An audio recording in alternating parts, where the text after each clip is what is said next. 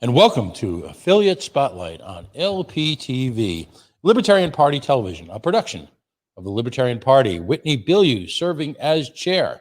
And of course, the Libertarian Party Affiliate Support Committee, Valerie Sarwak serving as chair. As always, John Gapso is on the big board tonight. I would be remiss if I didn't thank the LNC at this weekend's meeting for giving John Gapso the round of applause that he deserves a couple of nights a week, filling in his professional capacity after a full and rewarding day in the employ of a major transportation company. And he's, of course, the one who adds the fun graphics, the TV ads, the commercials, the newspaper articles, the pictures that livens up a production and makes it so entertaining.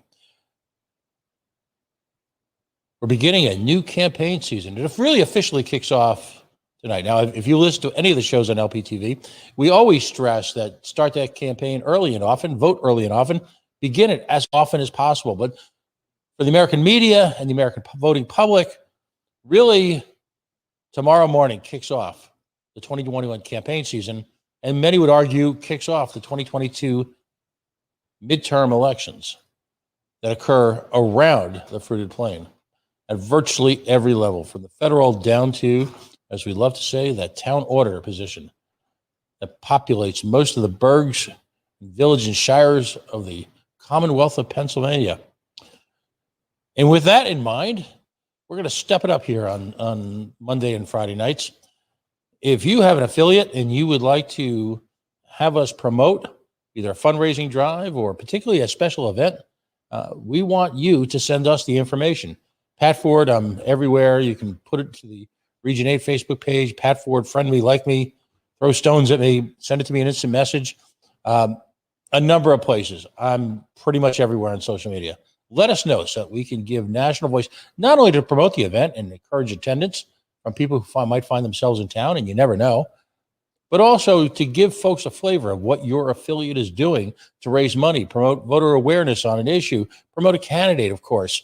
Any one of a number of the reasons why Libertarian affiliates work so hard to have these events. We started doing this with the Alaskan Gold Rush, and it was a phenomenal success. So please let us know. And of course, in that spirit, Liz Terwilliger, who is the congressional candidate from the Commonwealth of Pennsylvania, is joining us tonight. She's going to tell us about an event that's happening just in a few weeks, and it's called Perspective on Freedom. Liz, thanks for joining us tonight, and give us the full lowdown. Sure. Perspectives on Freedom is an issues-based discussion event. So we have a whole lot of different topics, and the idea is that the sessions are supposed to be discussions. So we have moderators, and some of them you may know, like Tasha and her lovely husband, and the Sarwarks are going to be there as well. And I think Pat Ford might be making an appearance on Sunday. Yep, absolutely. But we have this broad spectrum of topics, and each session is supposed to be a discussion. So the moderators will start the conversation, and then it'll open up, hopefully, if all goes well, to a civil conversation on the topic. Some of the topics we have: parents' rights and education, reimagining welfare, criminal justice reform, the role of the military, faith and freedom. We're covering the gamut. We have demilitarizing the police. We have an affiliate leadership forum and candidates in the media, which is going to be a little less formal, in the evening on Saturday. Decriminalizing addiction and environmentalism. And then, of course, you have to have a two-way session. So we have Spike Cohen and Steve Sheets leading the discussion on looking past the gun when looking at violence in this country. So we have a full weekend of discussion. It's going to be a good time. I'm looking forward to it. No, these sessions, the breakout sessions, look amazing, and all credit to you. I know that you've been spearheading this along with some. I don't know, you're running for Congress or something at the same time. Holy cow! My election's not till next year. It's fine. You got time, but you know what? Rhode Island did one of these a couple of years ago where I live, and we call it the Liberty Forum, and they're amazing events because you're bringing together some of the brightest minds of the Liberty movement. Of course, we're talking about Mrs. Cohen, and her assistant will be there. And at the same time, it's in a fun, relaxed environment. People are able to knock heads and exchange ideas. And just as importantly, you get an opportunity to meet some of the folks that you've interacted with on social media, that you might have heard on this show, you might have seen on other forums on LPTV, you might have admired some of their candidates from afar. There's going to be one of my favorite subjects, obviously, is the Milton maneuver. I spend a lot of time on it this show because I think it's an outstanding example of the work that a state affiliate can do in cooperation with local candidates to prime them and give them an environment with which to succeed, and at the same time raise the party's profile exponentially across the Commonwealth of Pennsylvania. So it's fun, it's educational, and it's been a challenging year. Let's be honest. It was a challenging weekend. One of the most difficult conversations I've had to be part of in my entire political career. So it's time now to look forward. It's time now to embrace everything that the party is doing to again raise the level of success and to give folks an environment with which not only they and their ideas can prosper, but ultimately we can get close to that challenging goal, which of course is full freedom, full liberty in our lifetime. So I'm sorry, go ahead, Liz.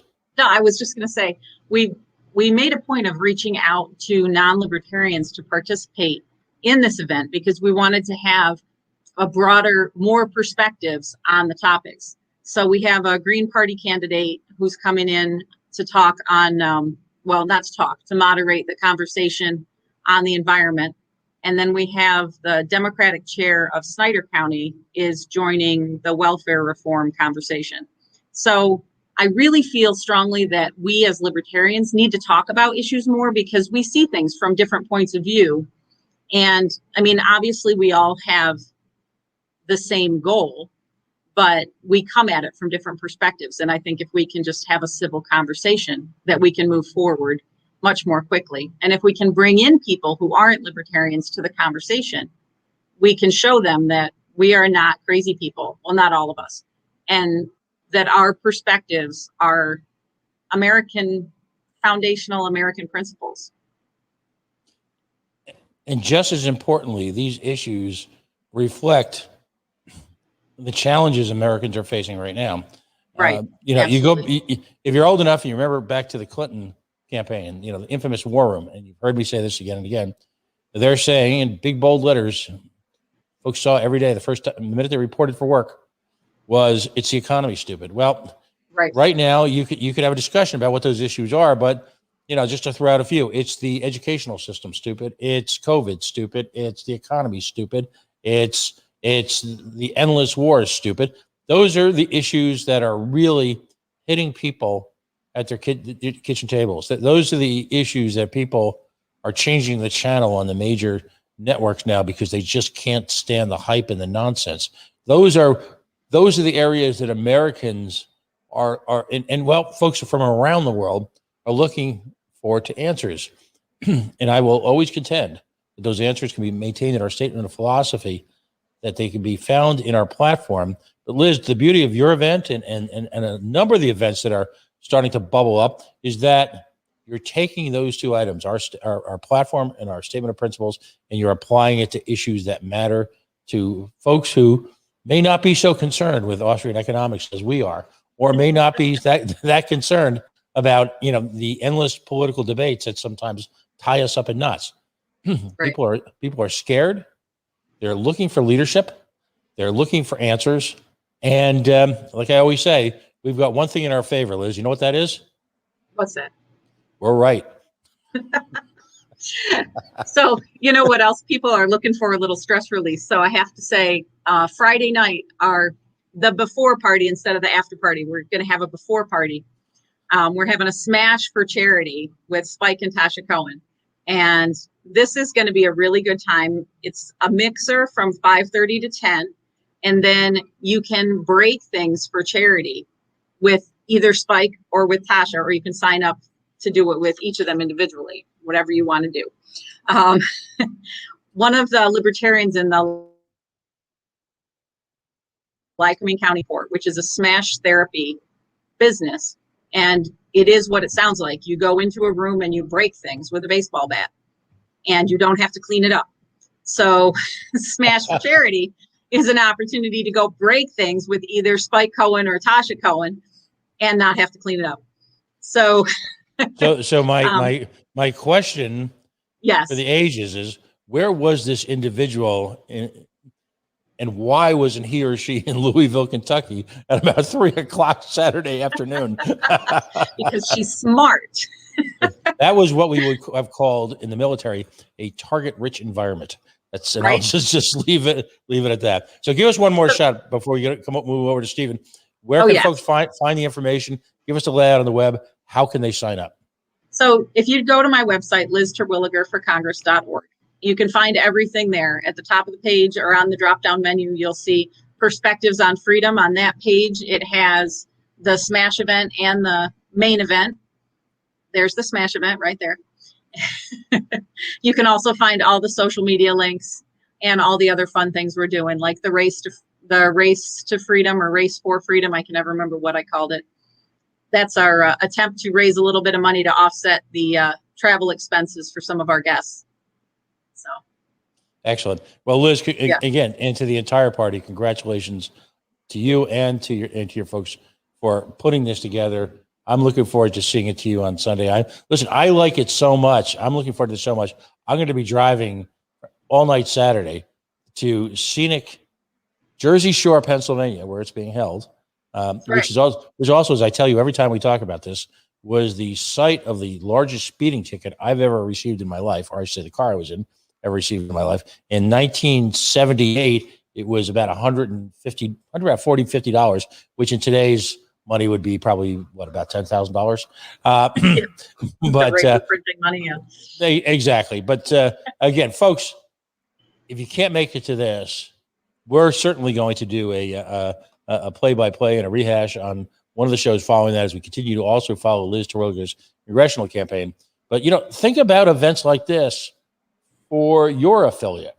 How can you bring in some of the local folks, build coalitions? How can you incorporate great ideas? What kind of event can you do to bring people together that doesn't necessarily directly mean volunteering for an election? In other words, how can you foster the exchange of ideas in your community? And that's something we're going to talk about a lot this fall. So Liz, thanks for joining us, and we will see you soon. Thank you for the time. I appreciate it. Absolutely. Have fun with Steve. All right. Joining us right now is our guest of honor. A little bit of feedback. Steve Wahrhaftig is the chair of the Chester County Party of Pennsylvania. Let's play with that little feedback. Steve, can you hear me? And welcome to the show. Fine, and thank you very much, Pat. Oh, hang on. We've got some rough sound here. What do you suggest? Okay, I'm going to keep talking while they work up the sound a little bit. There are some other events coming up in the coming months. There are two events, and we'll bring those up a little later on the show, that are going to be coming up in New York. Now, again, if my focus seems northeast centric, I am the, if you will, the alternate to the LNC Region 8. So I try to stay in as close context as possible, and so I'm more sensitive to those events. But again, please send me the events that you're having around the country. People want to know, and it's interesting what the impact of those events can be.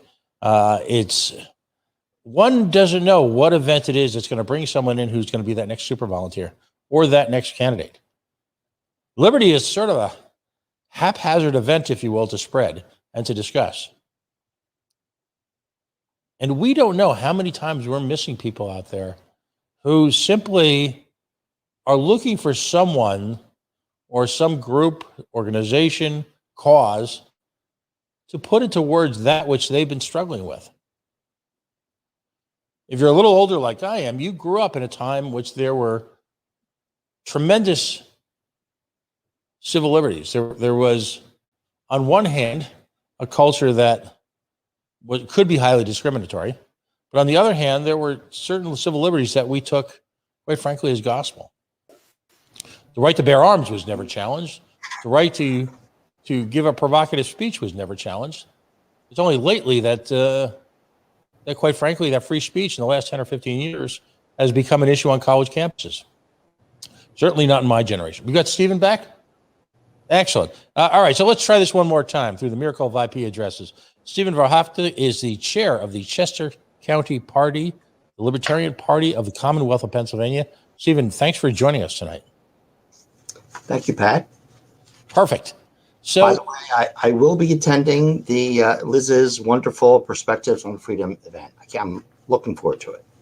absolutely. Listen, anytime you can get that many great libertarians into one building, although some might ascribe to it, what do they call it? A single strike theory in the military. So, but a significant number of libertarians whose names you should know, and not to celebrate, if you will, the celebrity aspect of the party, but these are just great people who've done some astonishing things and want to share it with other affiliates, other members, people who are running the party. And by the way, just also as an aside, for folks in Region 8 or close to Region 8, Atlantic City, Columbus Day weekend, there are still some openings for candidate and campaign training.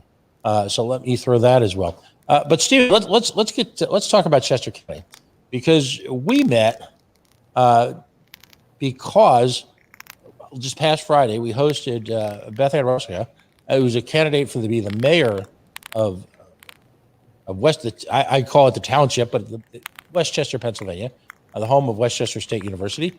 And we had an amazing conversation. So thank you for connecting me with her.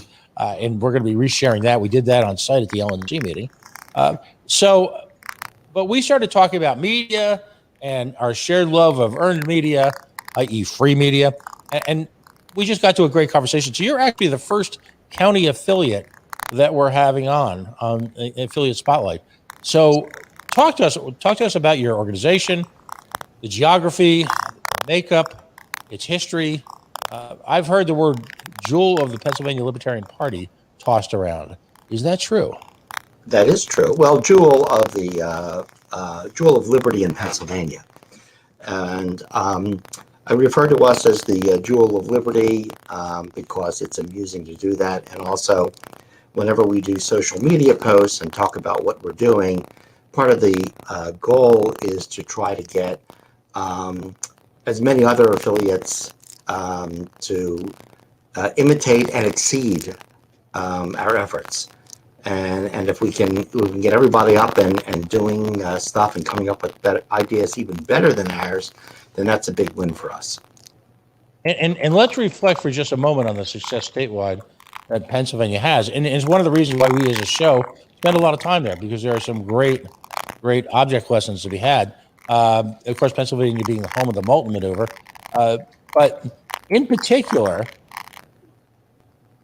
your group seems to be doing an exemplary job of reaching out and getting earned media and developing relationships in the media, as well as inserting themselves in the media. So give us a little background about your approach to the media and what do you think are the leading factors and why is it bearing such fruit? Okay, I made an adjustment to the mic. Hopefully that's better. How's that? Oh, okay. We're tech issues. You know, in a sense, in situations like this, technology is such a tease because these type of conversations in this format wouldn't have been possible 7 or 8 years ago. And in a real sense, the features wars that surrounding this type of technology have only grown exponentially since the Rona, if you will, the COVID impacted itself upon us because of, well, quite frankly, the demand for it. On the other hand, we're so close yet so far in terms of some of the production values associated with this. We're not quite TV, we're not quite radio yet, but we're getting there. I'm proud of the way that the libertarians around the country and the individual podcaster working out of his or her garage / bedroom who are generating ideas and reaching out to people locally on up to some of the great national efforts, like Muddy Waters and organizations like that are doing an amazing job of reaching out to people nationally with personalities and candidates like Spike Cohen. So, it's changed our movement forever. It's given us reach that we've never had. And it's allowed us to, on a far more cost-effective basis, spread our ideas, our plans, our projects, and then in a slight way, resources that the duopoly have are astonishing, but in just terms of sheer wealth and money and corporate support and all of that, it's just it's given us at least in something of an even keel, something of an even playing field is probably a better term, for what can be done in terms of getting the word out to folks who may never have come into contact with the Libertarian Party.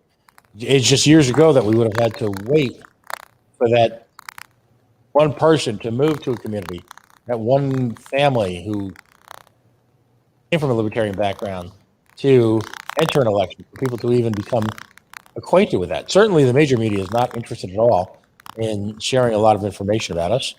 Even when we merit news coverage, the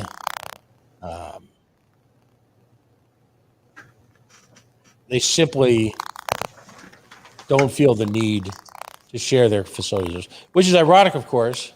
And obviously, we're kind of working in the background to here get Stephen back on, which is ironic, of course, because when television, for lack of a better term, was invented, and the three great networks, if you will, popped up, implicit in the promise, implicit in the exchange, if you will, was for the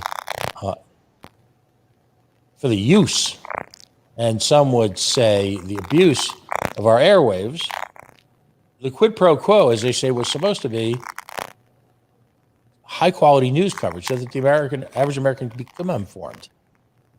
They seem to have forgotten that in the mix, and it's tragic. And they need to be reminded that they don't own the airwaves. They are essentially on long-term loan.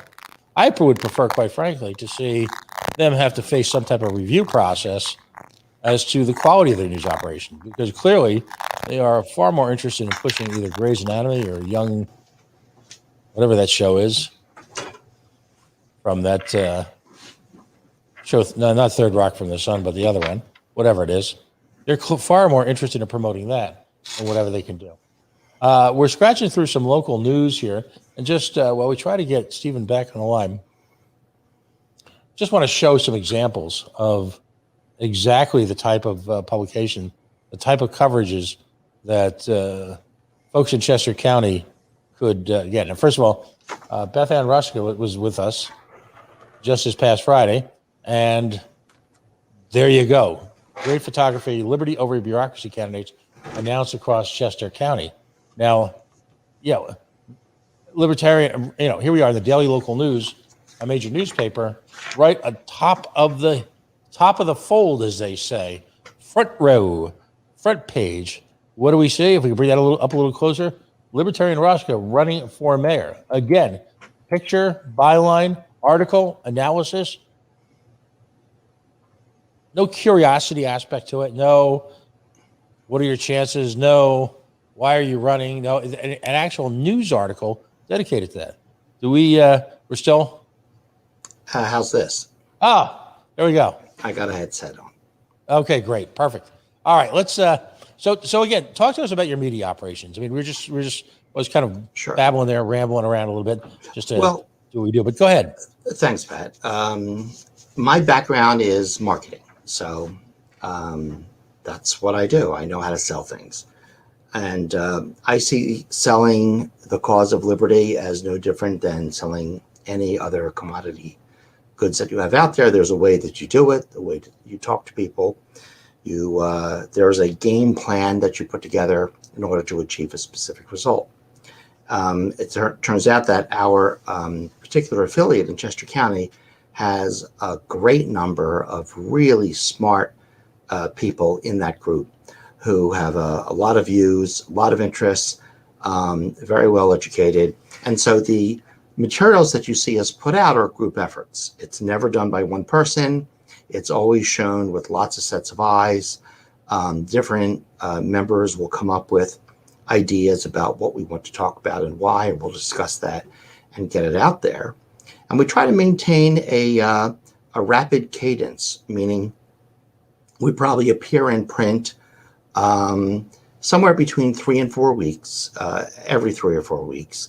We will appear on websites about 50% more frequency, and then we'll have our own blogs that are published on our site and various media, a little more frequency than that. So that would give us about 25 impressions in the newspaper and minimum of 5 outlets. We try to go for eight outlets, and we try to control the days that the media is going to appear, and then a little more often when it's for online only.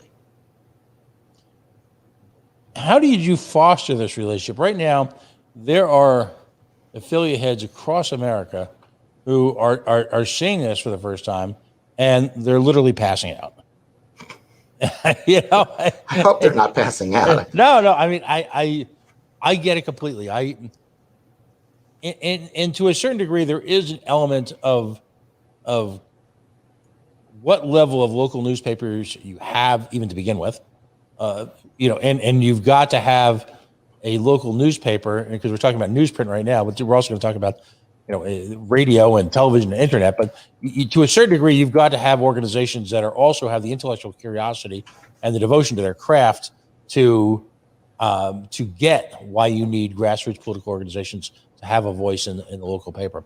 But what were some of the steps involved in it? How did you get from point A to where you are right now? Because that seems like it's the secret sauce that people are looking for. All right, Pat.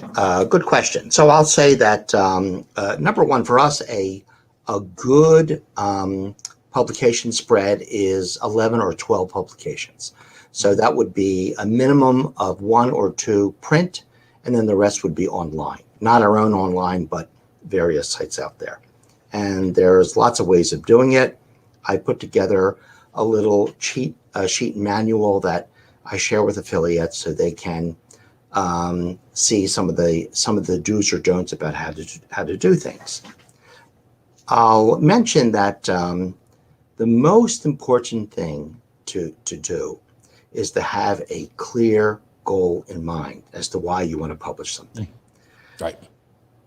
And I guess everybody will look at that and say, well, that's simple. You know, I have that, but I'm not so sure.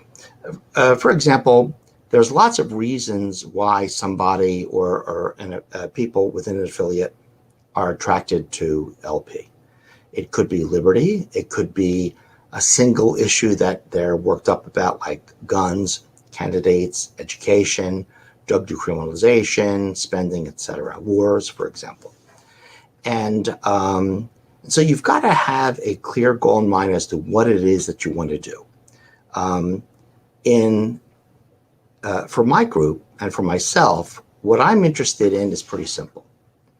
I want us locally to be freer tomorrow than we were yesterday.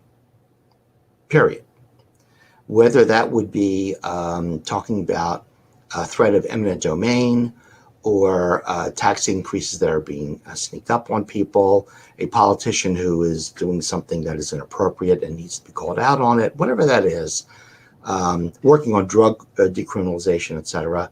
You need to have something where you want to move the needle. The reason why I bring that up is because a lot of people are attracted to the LP because they're angry about something or they want to focus on a national scope. So they'll want to talk about Afghanistan and or you know, national tax issues and stuff like that, which are all valuable things to talk about. But that's all you're really doing is just talking to each other about it. If you want to get press, I mean, that kind of press, if you want to talk about Afghanistan, then you need to target the New York Times, which may or may not really make any sense for your particular affiliate. Your county cares about your county. The people who are in your county care about that. To me, one of the most important things that we as libertarians can do is improve our credibility. raise our visibility, and show people that we have great ideas and that the readers probably already agree with most of our ideas. They just don't know it. Rather than appear to be the kind of characters that we're often portrayed in by the media. Let's focus on your county then. In Chester County, what are those issues that people obsess about, and how did you develop the relationships? I want to focus on building relationships as well, because in any great medium, if you will, relationship, what do I mean by that? You've got to deal routinely in a county, in a local affiliate, with a subset of people in the local media who may have been there, in some cases, for generations. That still happens, particularly on radio and local newspapers. There's less of a tendency for that higher turnover that you get with as the Mac papers and USA Today's take over the world. So that's true. How did you go about doing that? Because it's my contention, and someone like yourself, let's have a back and forth. Feel free to rebut. But it's my contention that as a grassroots political organization, what you need to do to go to and be taken seriously, and this is unfair. We get that, folks, by the way. In one sense, the world is not full of justice and is not full of Clark Kents looking to dash out of the telephone booth and get a complete perspective on any one issue. We're dealing with human beings, and we're dealing with profit-making businesses, ostensibly. So you have to, as a news creator, you have to build and add value to that newspaper, to that media source, to invest their now increasingly limited, increasingly expensive, increasingly challenged time to cover. Would you agree with that? I would agree with that, Pat. And I would say that while some of the factors that you brought up may appear to be disadvantages, in some respects, they're a surprising advantage. I'll give you an example. That newspaper that you showed us in the very beginning is the largest newspaper in this county. This is one of the largest counties in Pennsylvania, the richest county in Pennsylvania, large college here, etc. Well, sorry, I lost my mic. A newspaper like this in the past had somewhere over 40 reporters working for them. Dave Barry got his start with this newspaper. They currently have, I believe, 3 reporters. I'm not sure if they're all full-time. I could be wrong. Maybe they have a little bit less, a little bit more. But the point is, nationally, everywhere, whether it's an online publication, whether it is a newspaper, these people don't have the ability to generate a lot of news information. And that's why if you look in your local papers, you will see an increasing number of stories that are coming off the AP wire because it's cheap, it's easy, and they don't have anybody to write this stuff. So in that respect, it's even easier to get the attention of an editor. That said, you have to give them material that they think that their readers are going to find, as you said, exciting, interesting, thought-provoking, without being a screed necessarily. So, very often people will send me a submission from other affiliates saying, "What do you think of this or that?" And I'll see stuff in there like, "We demand," right? "We insist." "We can't live with this kind of business."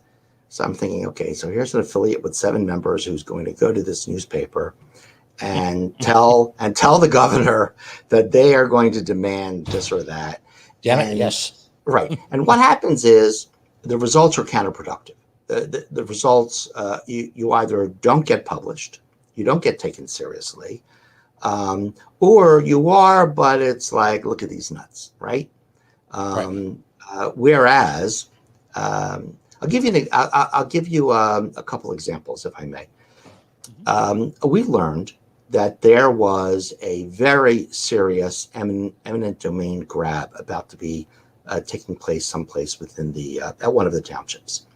And here is somebody who had The family had moved in, had owned the farm since 1902. They had been in the county since the 1700s, and the land was going to be grabbed. So, So as you can, if you can see here, we start the article by saying, imagine a knock on the door. So we're saying, imagine somebody knocking on your door, telling you that they're here to buy your house, whether you like it or not. They're also going to tell you how much they're going to pay for the house, and they're going to tell you how quickly you got to move out. And you may find that to be an outrageous invasion of your privacy. Well, it's happening all around your county right now. So we wrote this in a manner that was, although we talk a lot about libertarian principles, we believe in this, we believe in that, but mostly we're saying, look, it doesn't matter if you call yourself a libertarian or not, this is wrong. Right. Stealing is wrong, right? Well, more than 40 people in this little township showed up at this meeting screaming about, how dare they do something like this farm, whereas typically 4 people show up to a meeting like that. And that's how you start to move the needle. You do enough of this kind of, do some research. We called up the owner, we asked questions, we got the facts. It was fun. It was journalism, basically. Right. We put something together. This thing wound up on more than 10 websites at the time. Even it wound up on a Philadelphia website, because it was, it's an interesting human interest story, and it's something terrible that's happening. So that's a great example of stuff that's happening right around the corner, happening everywhere. And if you take your time, and if you are very careful on how you write and rewrite your material, and you are polite and you reach the right contact list, eventually you're going to get picked up on. And when you do, when you have 3 or 4 of these things published, they're going to look for it. When they get that email from you and it says, I've got some, our affiliate has something to say, they're going to read it, and your chances of publication are very high. It's gotten so good that we can actually predict which day we can choose to be in the Sunday paper if we wish, in most cases. Right. And here's what you've accomplished. First of all, most importantly, you've written a compelling story. And in this case, the story is real. This is not fiction. This is not a movie. This is happening very often in these people's neighborhood/county or just general part of the state. So folks can relate to it, and they'll know some of the names in the story. The next step is it's compelling. People want to read it, and people probably want to read it again. It's no secret that, particularly on the digital version of most community newspapers, if a story is getting multiple clicks and people are rereading it and is sharing it, that the story's going to stay up longer. Pretty simple, which speaks to the importance of the affiliate support of the story, that they share it from the newspaper. Very important point, because you want to drive the quid pro quo here. In a sense, are we playing the game of the duopoly? Yes, we are. They know how to do this really well. But you're offering your support for the newspaper that is in fact supporting and hosting your story. So it's important to go and share it from the original newspaper. Many of these articles and many of these better community newspapers will have a share function built in within their website. And as a result, it helps the almighty algorithm. And people are walking away with a sense of identity with the story. They find it compelling, and they see it in their community. It takes on a life of its own. Now, to your point, the story, in a sense, the storytelling aspect of it has got to be good. That doesn't mean, however, that you can't make reference on a number of occasions in the story to the affiliate. In this case, the Chester County Libertarian Party affiliate meets Wednesday nights at blah, blah, blah, blah, blah, or can be found online at such and such, had this reaction.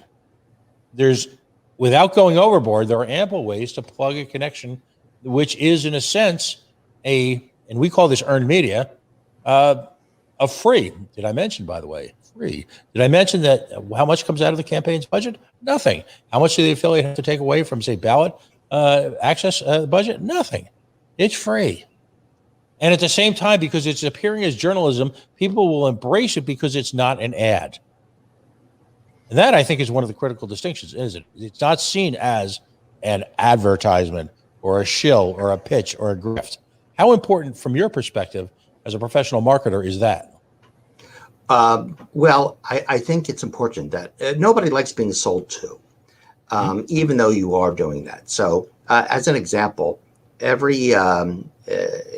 tell affiliates that whatever you publish, at the end of everything that you do, there needs to be a brief paragraph, just a line or two, that explains who you are, where you are, and how you can be reached. So every time that goes out there, especially if you do it, if you do the versions that are online, most of the time they will include the link. They'll include people can click right through to your email, your website, etc. Right. Go ahead.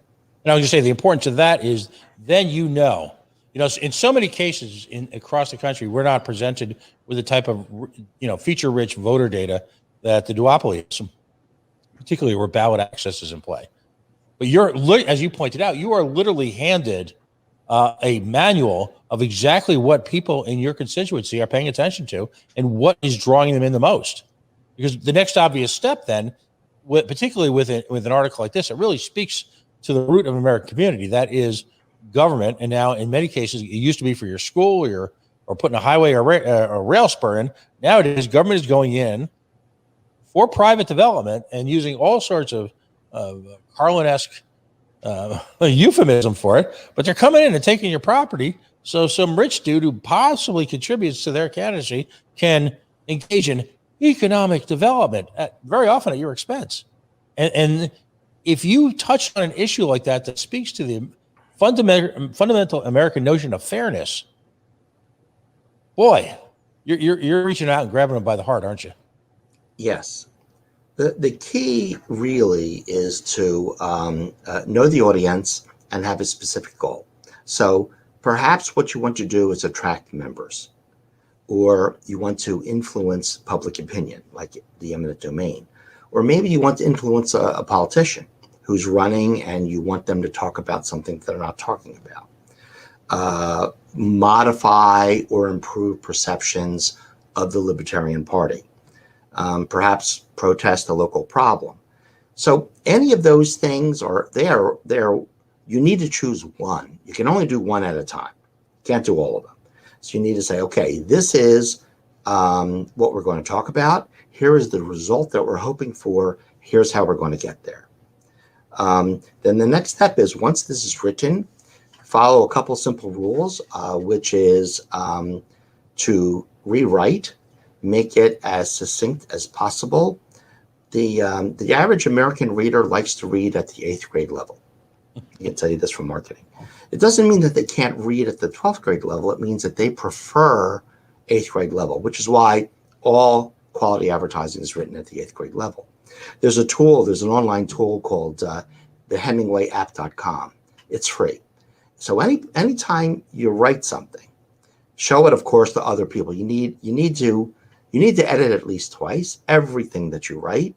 You need to, by the second rewrite, if you haven't removed 25 to 30% of the words that you originally used, you need to edit it again until you've done that. You need to have other eyeballs on it. It can't be done by one person. And you need to test it and make sure that you're not using extra words and you're not being too verbose. People like you to get to the point. They like it to be interesting. They want to take away something that means something to them. Remember the key thing for marketing, and that is no one cares about you. No one. Nobody cares about you. People only care about themselves. So if you write something that's LP is this, libertarians are that, we're right, everybody wants to be right. Libertarians want to be right. Okay, you're right. It doesn't mean you've convinced anybody that you are. You need to convince them that what you're right about benefits them personally, at home, in your town, in your county, and how your affiliate can help them get there.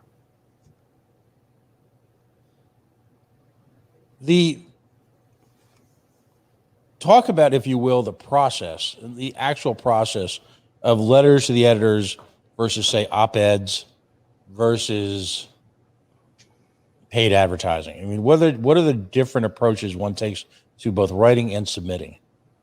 There are four major differences, different types of materials. One is an article, another is an op-ed, another is a letter, and then another is a press release.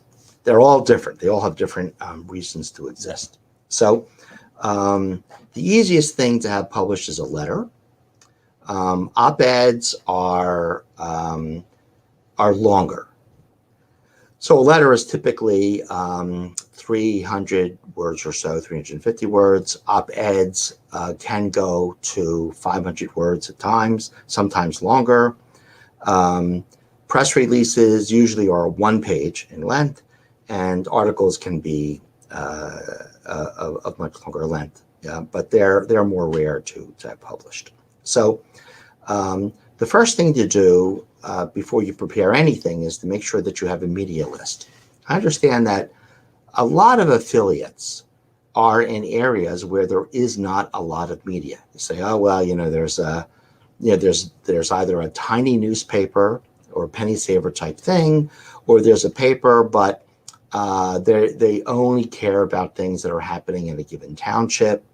There are some that cover many townships or try to cover half of your county, but they're only once a week, so it's hard to get into them. So you have to understand, okay, who is it that you want to be published in? What are they interested in?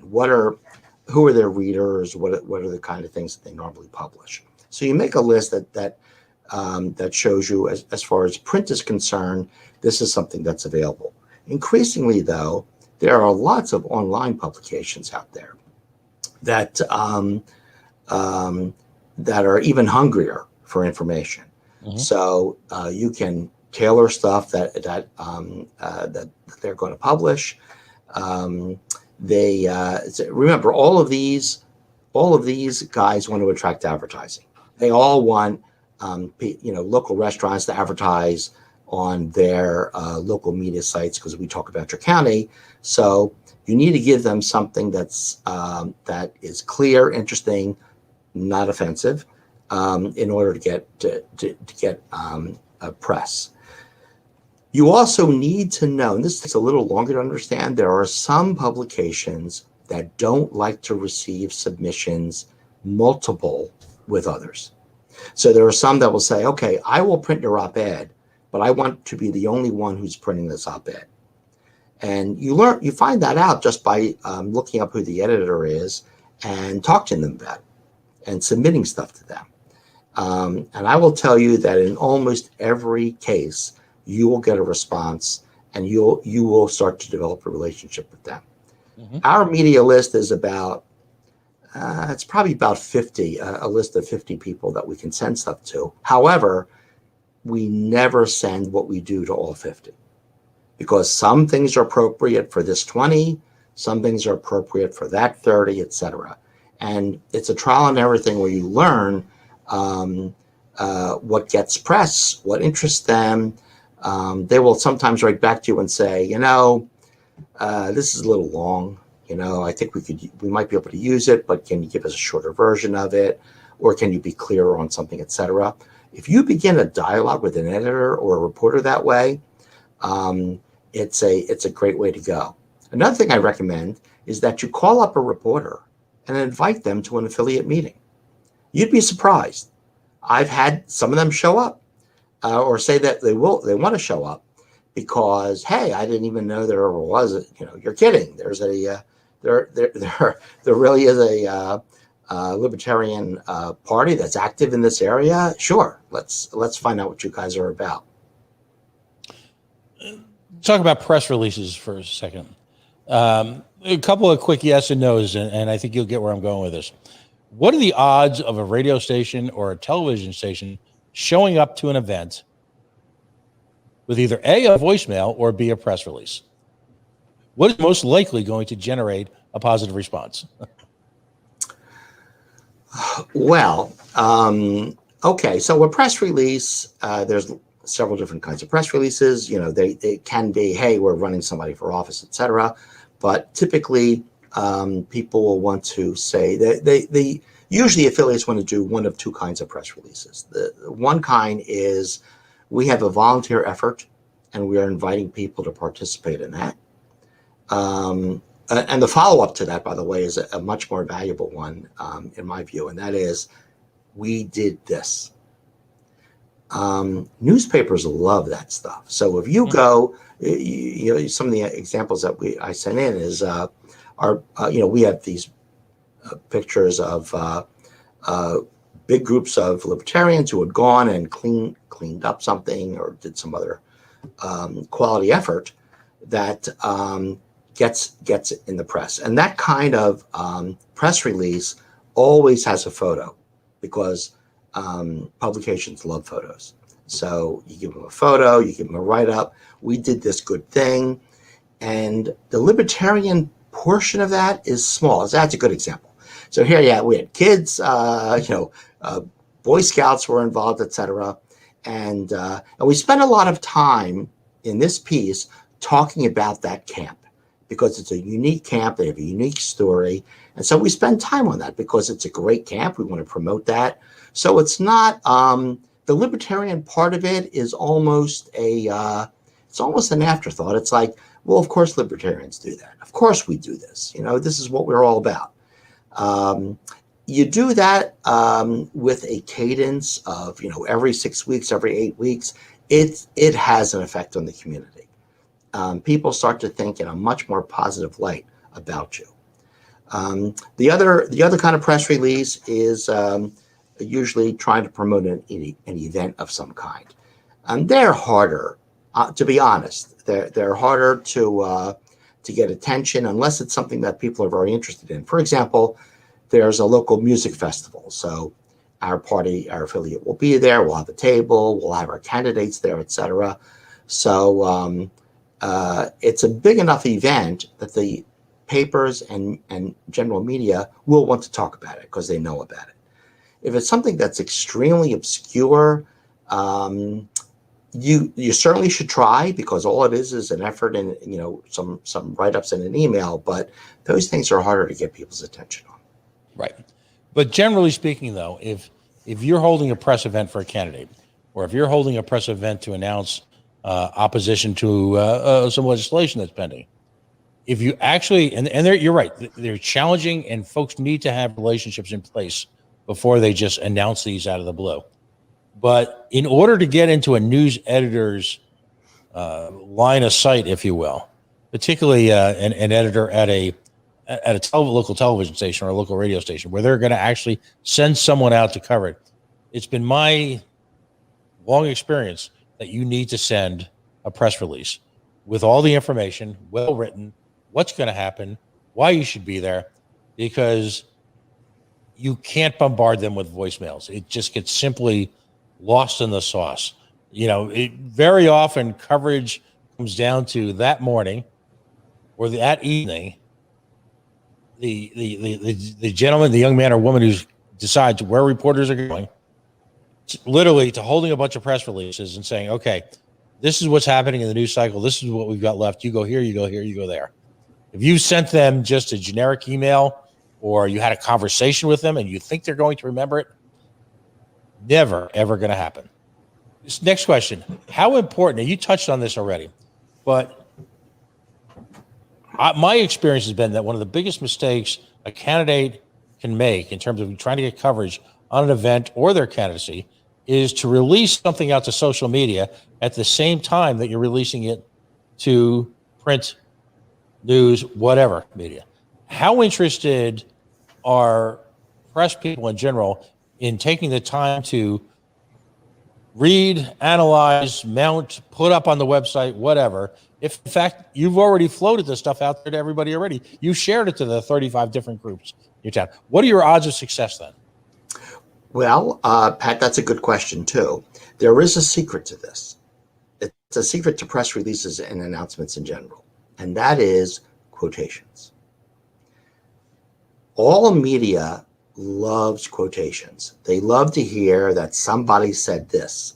And virtually every one of our press releases, the press releases that I handle for Liz, always have Liz saying something, or Beth Rosca, our candidate for Westchester mayor, always has her making statements. She said this, she thinks that, she noted that.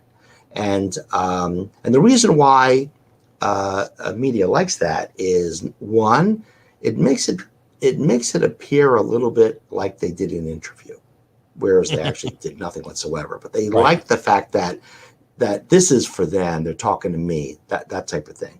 Also, it's human interest. To just say we're doing X and then this is going to happen and here's where it's going to be, that's extremely dry. And honestly, even if it gets printed, it's not going to get read. But you will notice that when you scan a newspaper column or you look at something online, when you see a quotation mark appear, your eye goes right to it and you start reading it. People like to read quotations because it's active, there's action, and that honestly is the secret sauce for press releases. Next quick topic. Following a reporter. My experience has been, and I love your reflection on this, is that, and I'll use one example. There's in the Providence market where I work, there is a gentleman by the name of Dan McGowan, young man, but he started out, interestingly enough, at a local independent online news site. He's a writer's writer, so he's very readable, and he also works. His beat, if you will, is the city of Providence. And listen, if you are involved somehow in the city of Providence politics or whatever, his column is destination reading. And, you know, if you're doing the right thing, at least, you're doing the wrong thing, you don't want to be anywhere near it because he'll find it. But if you're doing the right thing, or if it's interesting, appearing in the column will get an amazing amount of eyes. Now, this gentleman then went to work for a local television station, our Channel 12 here in the Providence market, for what it's worth. Did a great job. Then got picked up by the Boston Globe, and he was one of three people. An entire edition of the Boston Globe, a Rhode Island, if you will, edition, was generated around. So if you became a trusted or an engaged news source for him 10 years ago at the local independent place, and you did the right thing, in other words, you're interesting to cover, your technical approach to submissions and your work as if you will, as a communications department of a libertarian affiliate is on target, then guess what? All of a sudden you're getting quotes in the Boston Globe. Holy cow. That also incorporates the notion that you pointed out so ably, that there are news sources, particularly independent publications, I work at one, that are constantly looking for material. Because again, it's all about the clicks. It's all about generating as many eyes as you can in a given day on your website. So when you look at this entire picture that you've crafted so well, how important is it, again, as we started out, to build relationships? Ultimately, isn't that your objective, part and parcel, as it is understanding what your end goal needs to be? Building relationships is very important and valuable. It can work against you occasionally, because if somebody winds up quitting the publication or going to moving to San Francisco, that may work against you. So in that case, even if you have a good relationship with a reporter, make sure you also have a relationship with the editor. Case in point, when you have a news piece, you have a news article, that always goes to that reporter that you know. But when you have a press release, you do not send that only to the reporter. You must send it to the editor. You can copy the reporter, but that's protocol. And you don't want a reporter to love you and the editor that he works for doesn't. So you want to make sure that you maintain a good relationship with them overall. And you want to be local. I was going to say, typically though, there is and this is important, there is, in your press list, you have to develop there are typically dedicated email addresses these days. It used to be a fax machine, right? There are dedicated email addresses specifically for press releases, aren't there? There are, and I would also like to mention that do not ignore the tertiary outlets in your area. No matter where you are, I guarantee you that there is probably a next door type of system. There's Patch probably exists in your area, and there are others like that who, believe me, they will publish pretty much anything that you send them, and you will be surprised how often that stuff gets picked up. Because so many sites out there do not generate any content. All they do is do searches. And if they search and find that there's something happening with the right keywords and happening in the right place, that stuff gets picked up. And very often, I should also mention this. You want to test whether or not you are getting picked up and published. Very often, the stuff that Chester County will do is being picked up by publications we never send anything to because it just got fed out there, it just got picked up, etc. So one of these cheap free tools that you can use out there is to go to Google Alerts. If you sign up for Google and key in Google Alerts and put in libertarian, put in the keyword your county or township or wherever you happen to be, and then those alerts will come out every morning. You'll get a copy by usually by noon every day, and it will show you publications that perhaps you weren't even aware of. We were able to enlarge our contact base just because it was like, wait a minute, here are 6 guys that we've never paid attention to, and here they are publishing, regurgitating stuff that we've sent out there. So we put them on the list.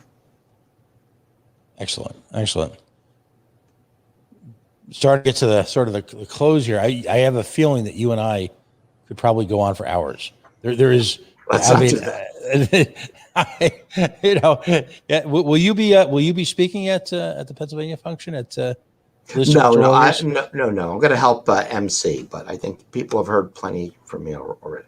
Well, she's got a great group of people who are going to be talking there. I couldn't hold a candle to any of those folks, but I'm going to dispute that. What I'm going to say is this: based, we had a nice quick chat the other day, but based on just the beginnings of this conversation here today, the wisdom and the wit and wisdom, if you will, that you offer in a very practical sense. Of course, the implementation is always the challenge, but in a very practical sense, you have given people today a roadmap to just sort of throw off the yoke of your old media prejudices. And by that, I mean, I implore libertarians everywhere who ever hear this to stop the anti-media rants, to stop the conspiratorial talk, to stop, and this is critical, folks. This should go without saying, but if you're, and I love your reaction to the statements I'm making now, if you're out there insulting your local media, as so many cultural conservatives do, and the occasional libertarian falls prey to, if you're insulting them, I'm not sure what you can expect, because we're talking about human beings here. We're talking about regular folks just like you and I, who do a hard job, who are exhausted at the end of the day, who don't have enough resources, who wonder if they're ever getting read, and in general have to deal with the loathsome duopoly. How counterproductive is all that nonsense? Well, I suspect you and everybody knows the answer to that question. I'll just say this. If you and your affiliate are not getting constant, interesting, and mostly positive press, then you are doing something wrong. Because all the press wants to do is get eyeballs and sell ads. That's all they want to do. The days of, the Hearst and Yellow Paper days of newspapers being able to elect somebody are long gone. They're gone generations ago. What they want is they want to sell advertising to restaurants and to car dealers, and they want something from you that will interest their readers and help them sell ads. Hallelujah. Thank you. Preach. You're welcome, Pat. That BC, and I'm just going to say this, having just met you, virtually, if you will, you take that as gospel. And I'm not going to say you take that for granted, and I don't mean that in a pejorative way, but you understand that to be true.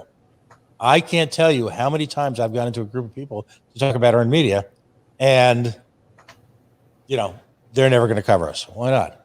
Well, the last time I talked to them about covering us, I ended up telling them, right. Yeah. Hey, listen, I'll just say this. I'll beg libertarian affiliates this. Even if you believe it, if that's part of your DNA, this opposition to the media, then I think the technical term is fake it till you make it. I work in the media during the day. I'm just going to leave it at that. About a week or so ago, I went to a rally, and I'm a former state chair. I didn't run again. Part of the reason was you can't really do both. As much fun as they are, that you can't do both. And I went to a rally, and I had my tripod and my little array of camera phones, and I'm walking into the crowd. I'm about ready to set up.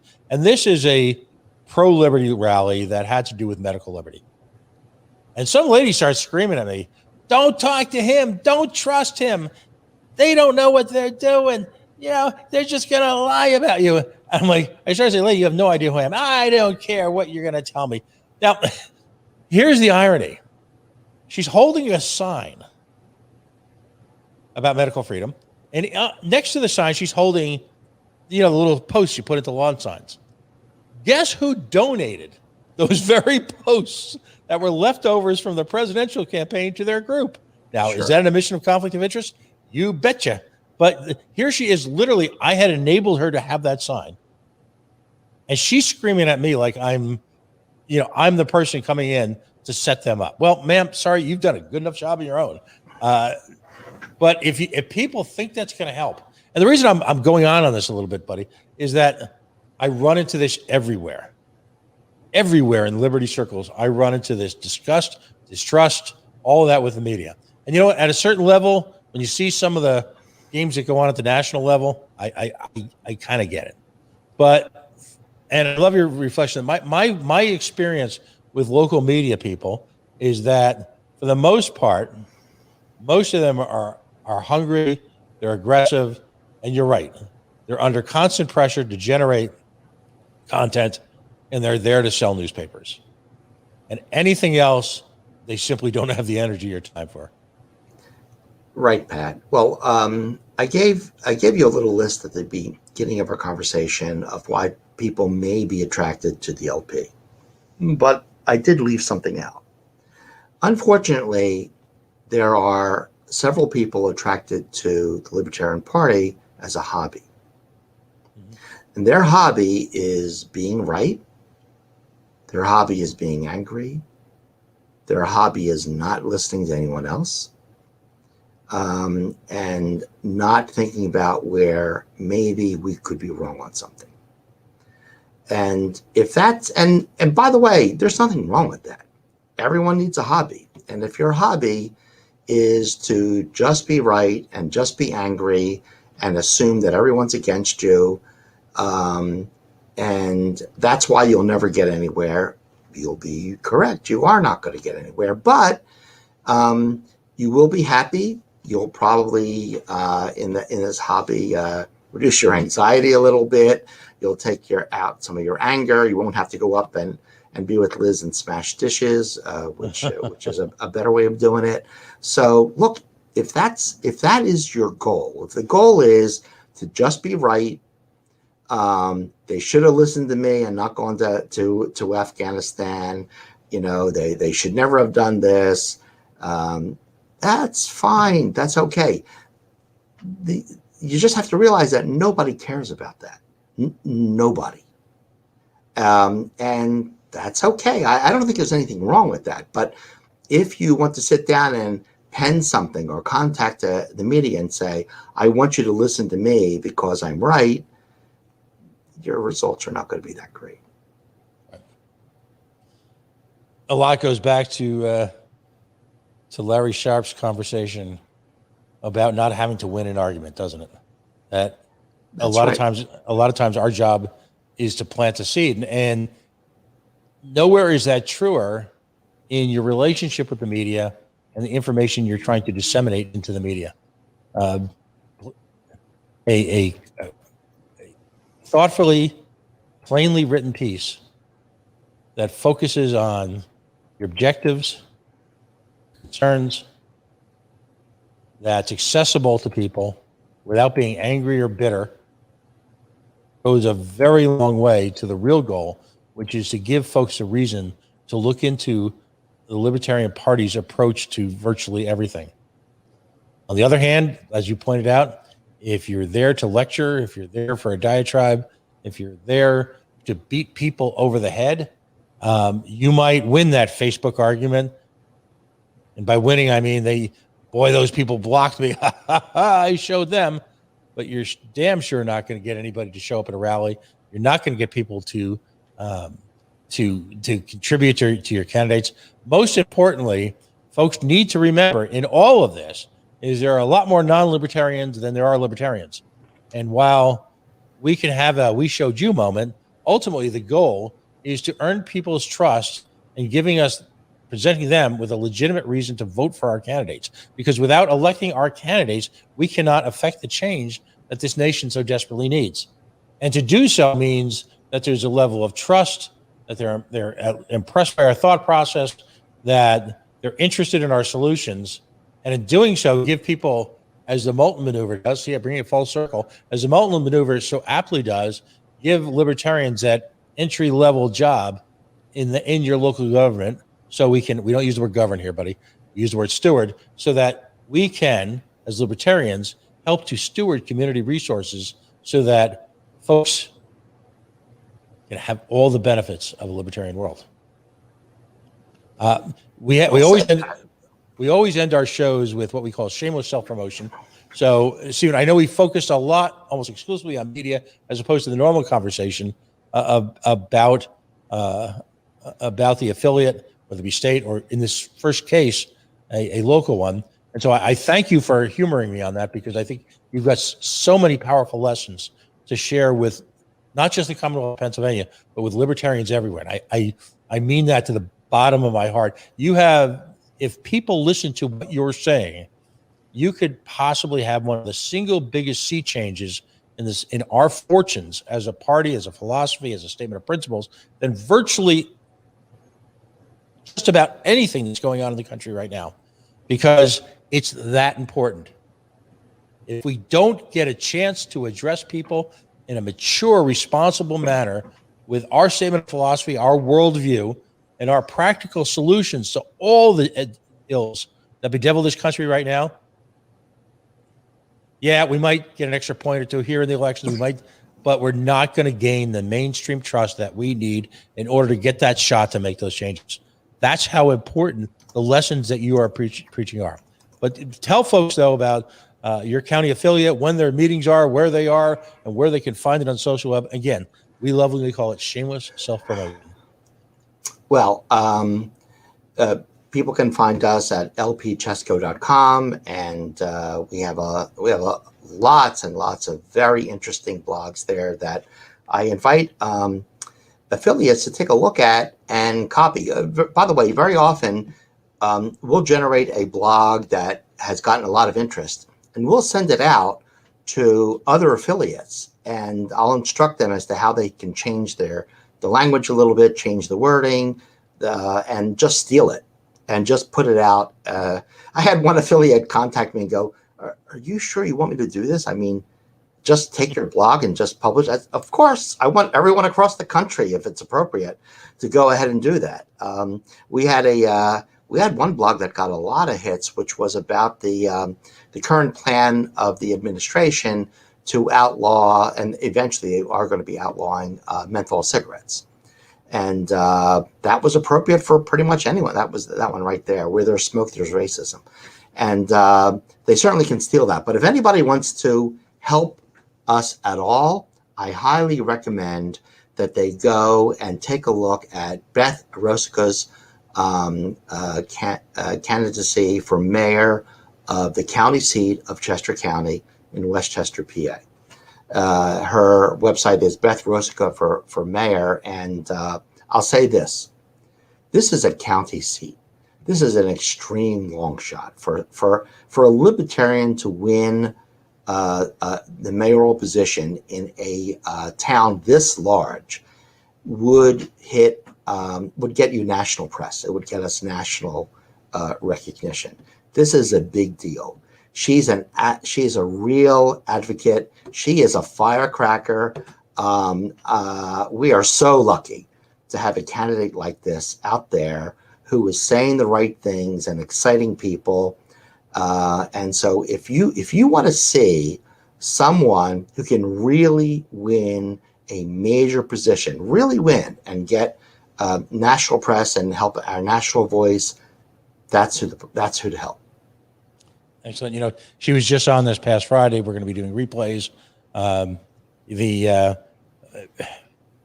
It was just so impressive. We were on the road. The tech, as always, was a little challenging. You know, we were broadcasting from directly above the hotel bar at the Brown Hotel in Louisville, Kentucky, with the madness of a fundraiser going on next to us, and she just blew the doors off it. It just absolutely blew the doors off it. And, you know, that's why I always close out by saying there is, despite some of the events this weekend, despite some of the challenges we're facing, when you look at what's happening at the affiliate level, when you come to understand some of the processes and the local expertise that's being brought to bear on highly local issues, where the mantra here is so very often folks meeting Beth Ann are meeting possibly the first libertarian they've ever met in their life, never mind someone who is a contender for high local office. And when you get someone with those talents, and your talents, quite bluntly, brought to bear, the results can be staggering. Regardless of wins or losses, your affiliate is changing people's outlook on issues very central to their existence. We always joke here about how, well, we love Austrian economics, and we certainly love our how many libertarian can you fit on the needle of a pin style conversations. That isn't what the general public is looking for. The general public right now is hurting. They're looking for solutions. They're looking to be led. And when we recognize that we've got that opportunity and we seize on it, as you folks are doing in Chester County, well, it's inspirational. So congratulations to all of you in Pennsylvania, your hard work, and to all the affiliates around the country that are just really carrying the torch. That's the best cliche I can come up with right there. So thank you so very much for joining us on the fly like this tonight. Thanks, Pat. Happy Labor Day and happy Rosh Hashanah to those who are celebrating a new year. Absolutely. Folks, wow. Of course, that was Stephen Wahrhaftig. He is the chair of the Chester County in Pennsylvania Libertarian Party. We spoke almost exclusively about the media tonight, and we'll have him on again for sure. That is a voice that I think you're going to start to hear a lot of, particularly as the type of successes they're starting to enjoy in Chester County get the spotlight they deserve. A couple of reminders we put up on the screen tonight. Perspectives on Freedom, Luz Terwilliger in Pennsylvania. That's coming up. An evening with Larry Sharp. That's going to be held for the LPNY in New York. That's coming up. Listen, there's going to be a full fall of events around this country for the Libertarian Party. You know, you can plan your weekend travel schedule around it. Imagine a road trip for freedom.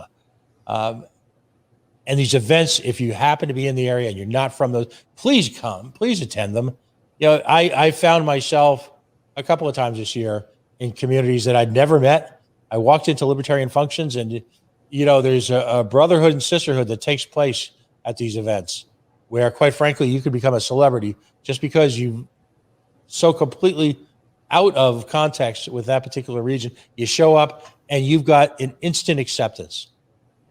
And how much fun is it to meet some of the people that you've met on virtually on social media? How great is it to realize that you are part of something, a movement, a philosophy that is so much bigger than any one of us individually? And of course, that is the quest to take back liberty, to take back freedom. It's positively ennobling. Folks, you have been listening to Affiliate Spotlight on LPTV, Libertarian Party Television, a production of the Libertarian Party. Whitney Bilyeu serving as chair. And of course, the Affiliate Support Committee of the Libertarian Party, Valerie Sarwak as chair. On the big board tonight, bringing you all the pictures, the newspaper articles, is good friend John Gabso, who was given an ovation by the Libertarian National Committee this weekend for coming in a couple of nights a week and just investing hours in this production. To him, I am eternally grateful. Without his efforts, we could not do this. My name is Pat Ford. I'm your host. It continues to be my honor to meet all of you and to provide a forum where some of the real talents, sometimes the quiet talents that we don't know about or know enough about from around this country, whether it be candidates or tonight, affiliate chairs who are doing superb things and delivering a message to a part of the country just outside Philadelphia that, quite frankly, is as blue and as progressive and as statist as one could ever imagine. To have that type of success and that type of an environment bodes well, not only for all of us, but it also tells us that we are only limited by our own willingness to succeed. Folks, we'll see you Friday night. Have a wonderful week.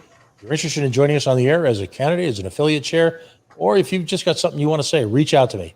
Pat Ford, well, I'm everywhere. We'll see you soon.